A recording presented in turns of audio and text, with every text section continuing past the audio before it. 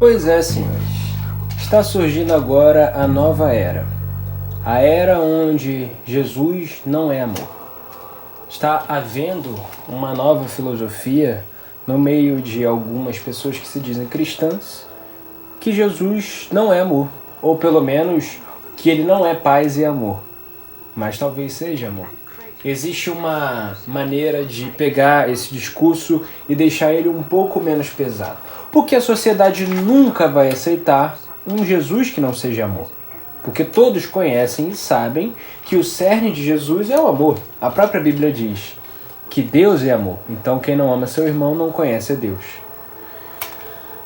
Com base nisso, algumas pessoas querem trazer essa nova narrativa de que Cristo não é amor, porque são cristãos odiosos que querem viver promovendo o ódio para algumas pessoas, né?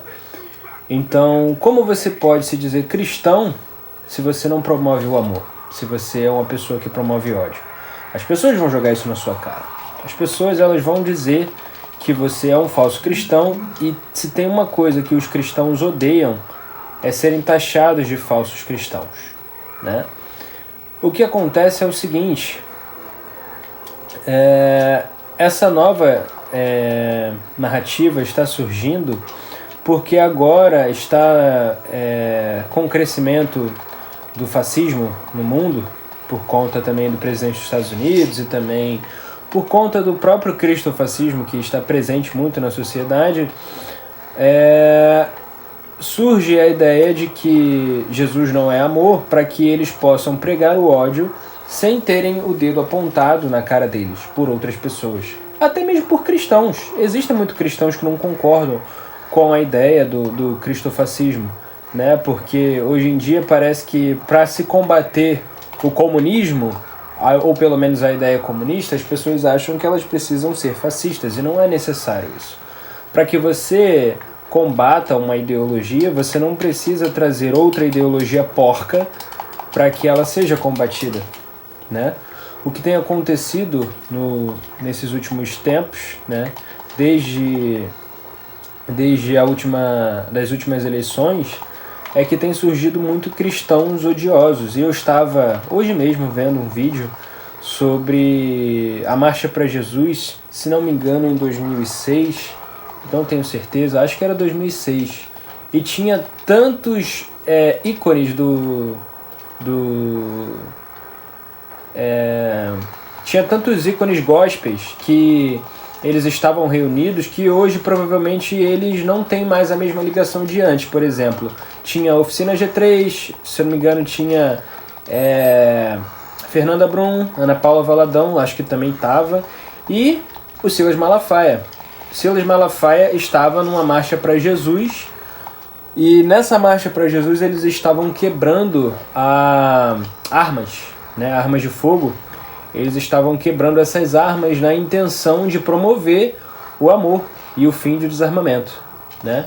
Porque antigamente nenhum cristão poderia aceitar a ideia de você ter armas de fogo. Para o cristão isso era uma ideia absurda. O cristão jamais poderia estar portando uma arma de fogo, né? O cristão não resolve as coisas dessa maneira. O cristão resolve as coisas com amor. Eita, tá difícil aqui. Enfim.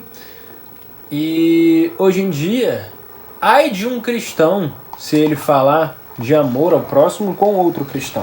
Não generalizando, obviamente, tem muitos cristãos que ainda são amorosos demais, mas por algum motivo bizarro, muitos cristãos hoje perderam a essência do amor de Cristo, né? E agora se prega a ideia de que Jesus não é amor, ou pelo menos que se ele é amor, ele não é totalmente amor, mas também é guerra, que muitas pessoas amam esse discurso, como se, já que Jesus também é alguém que um dia, na volta dele, ou pelo menos na segunda volta de Cristo, ele vai ser alguém que vai guerrear, então as pessoas acham que elas têm o direito de promover guerra, pelo menos antes da hora, né? A gente sabe sim que em algum momento, quando Cristo voltar, ele vai ser alguém que vai agir de uma maneira que a gente não está acostumado, né? Como um justo juiz, alguém que julga. Mas muitas pessoas acham que por conta disso, por conta dessa era futura,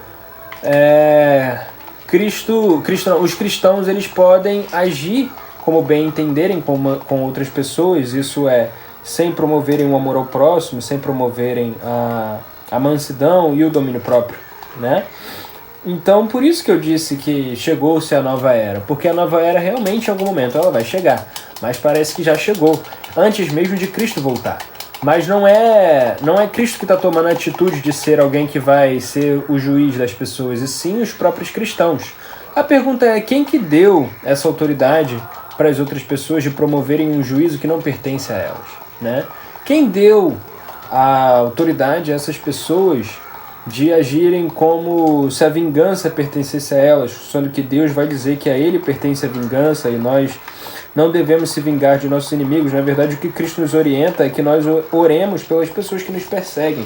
E é uma tarefa difícil. Eu sou um rapaz que eu trabalho num ambiente muito pesado, onde tem pessoas que todos os dias fazem discursos absurdos, discursos racistas, discursos anticristãos, no sentido de odiar cristãos mesmo, pessoas que odeiam o cristianismo, pessoas que são racistas, pessoas que são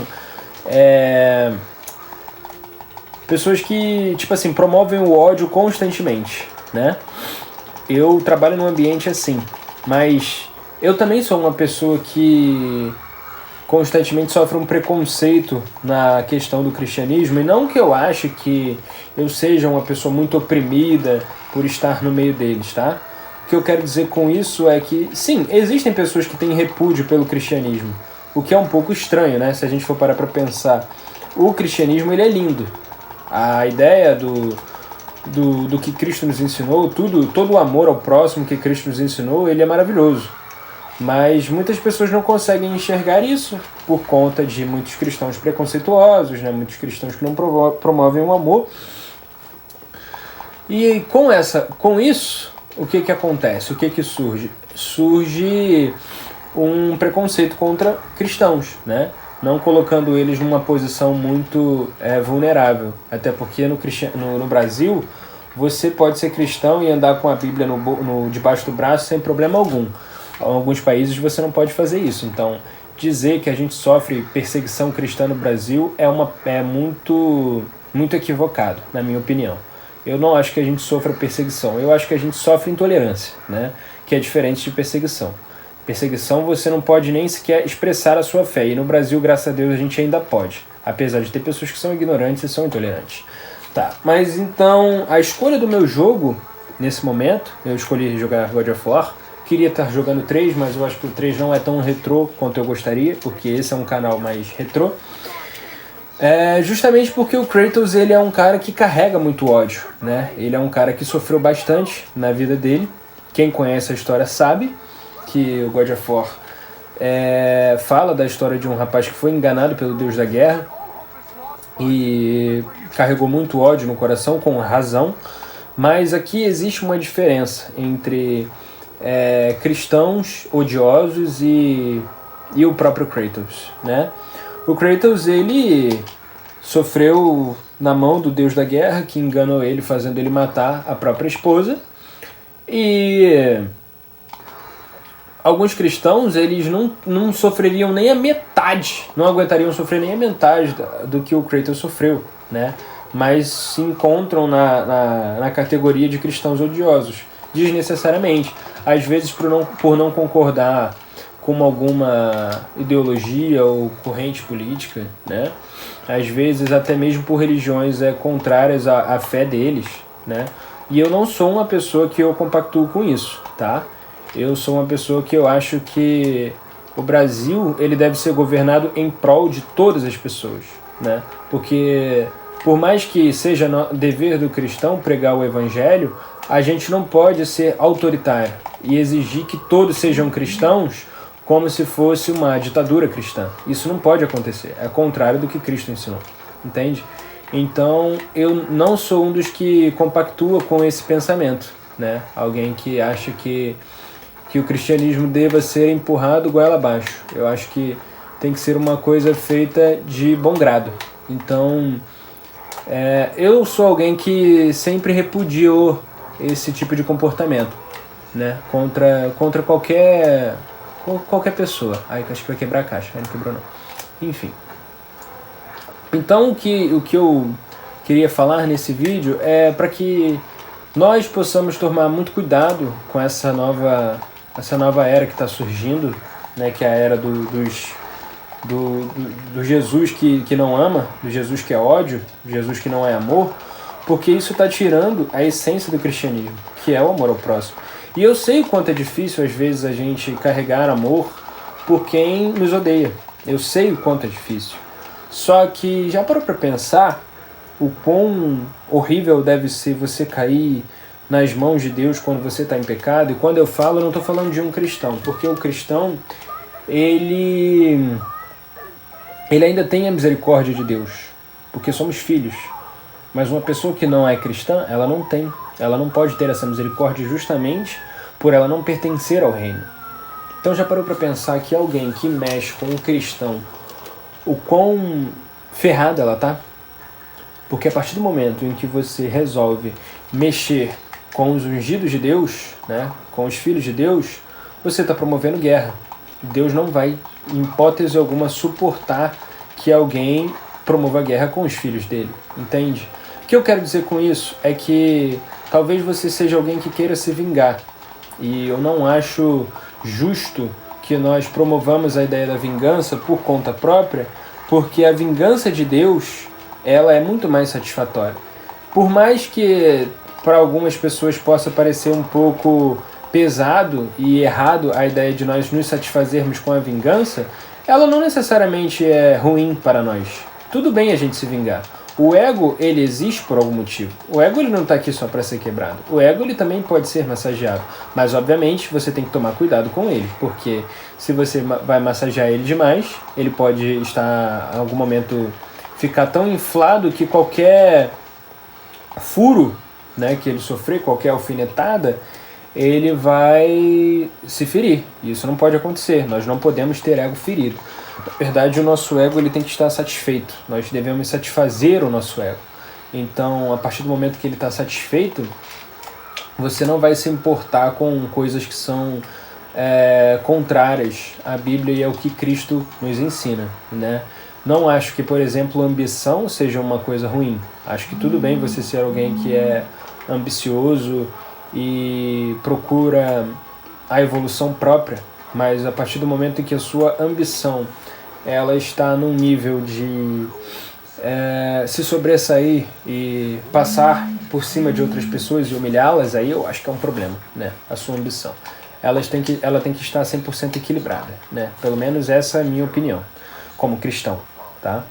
Talvez você não concorde com a ideia do ego, sobre o ego ser satisfeito, mas eu concordo. Eu acho que o ego precisa ser satisfeito, entende? Para que a gente também não viva com o emocional e com o espiritual ferido, entende? E onde eu também... Um outro assunto que eu quero trazer é sobre o que aconteceu comigo há pouco tempo. Eu estou produzindo um jogo cristão, né? Eu estou promovendo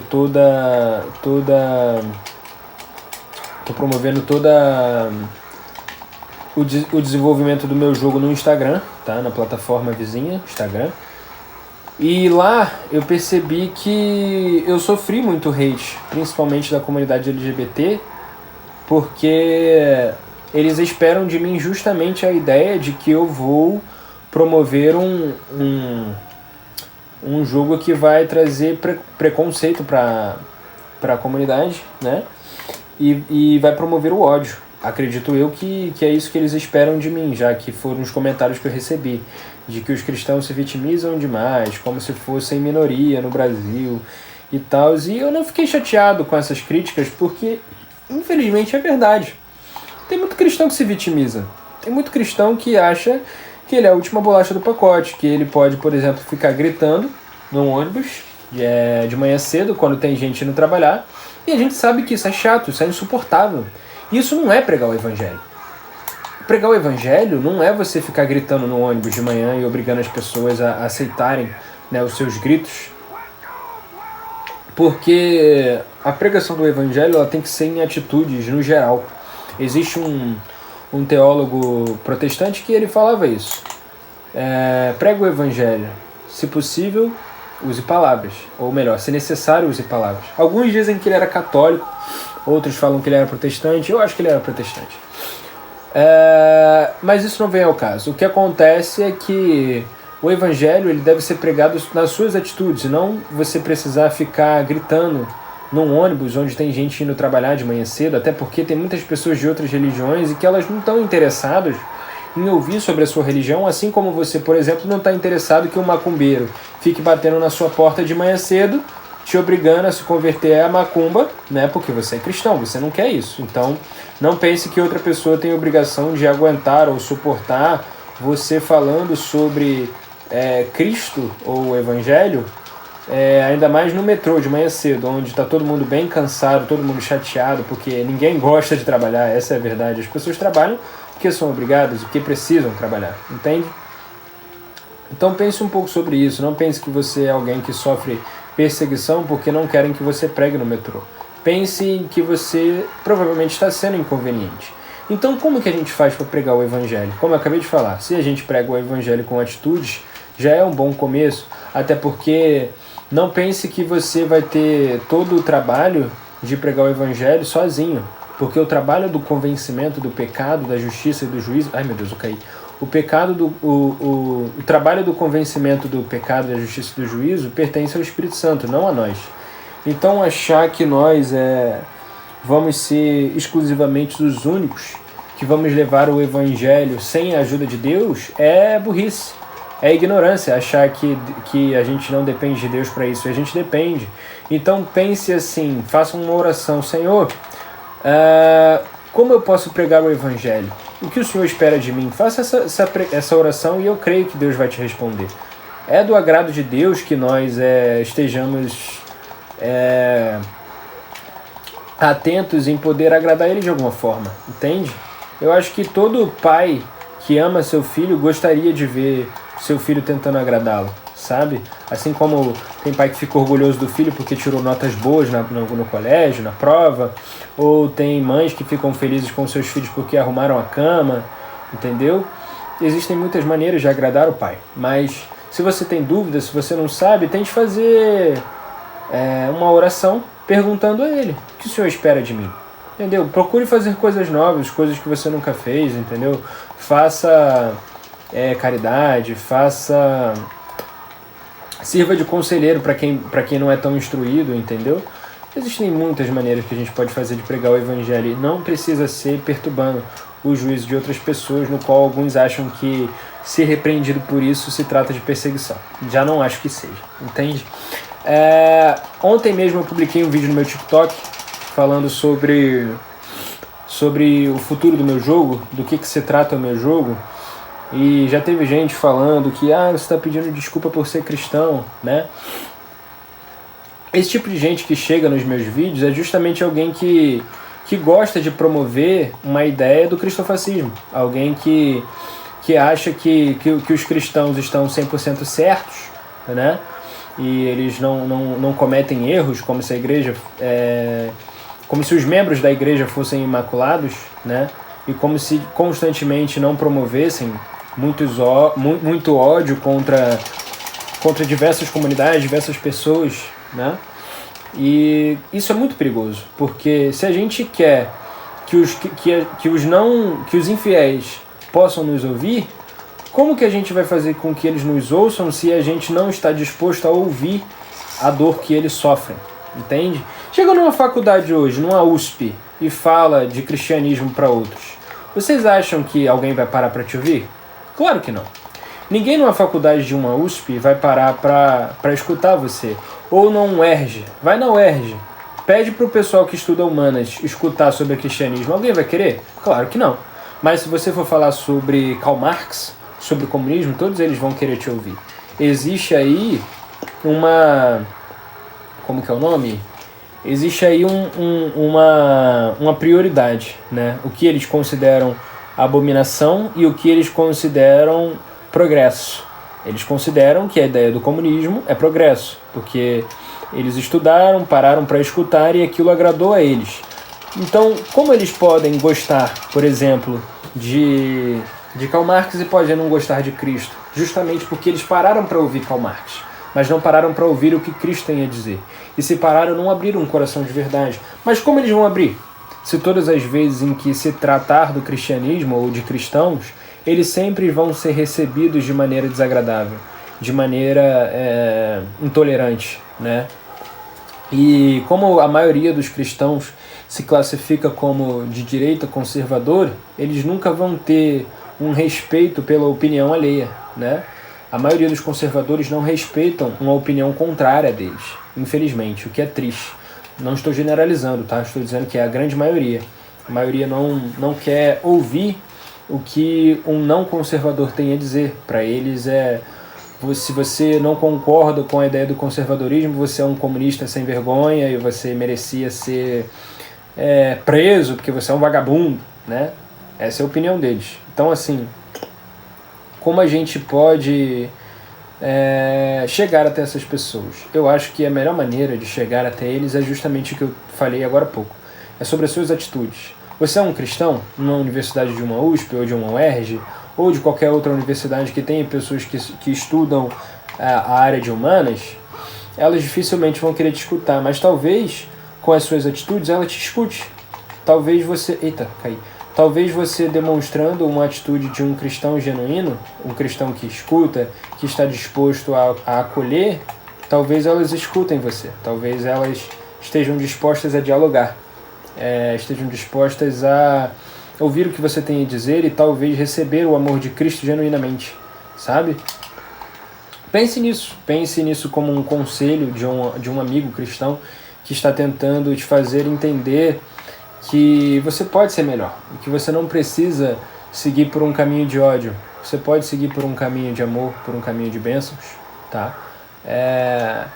Não pense que eu estou fazendo isso porque me sinto melhor que você, ou porque acho que você tem uma ideia inferior à minha, mas o que eu acho que a gente pode resolver toda essa questão de uma maneira mais pacífica e, acredito eu, de uma maneira como Cristo resolveria, porque Cristo também foi odiado. Mas Cristo, ele foi odiado em sua maioria por religiosos e não por universitários, entende? Então, eu acho que a gente pode deixar essa religiosidade de lado, né, e não seguir como um fariseu nojento e seguir como um verdadeiro filho de Deus, como um verdadeiro cristão, alguém que está disposto a ouvir o que as outras pessoas têm a dizer e pregar o evangelho a elas para que Cristo toque no coração delas, né? Não tem maneira melhor da gente alcançar os nossos irmãos, as ovelhas perdidas, de maneira pacífica, porque a própria palavra vai dizer que a palavra calma, né, acalma o furor. Salomão vai dizer sobre isso em Provérbios. Então, pense sobre isso. Pense na ideia de você se achegar a essas pessoas de uma maneira mais pacífica e finalmente acabar com toda essa guerra que o cristofascismo ou a extrema-direita ou outras pessoas que se dizem cristãs estão tentando promover. Pense nisso, tá?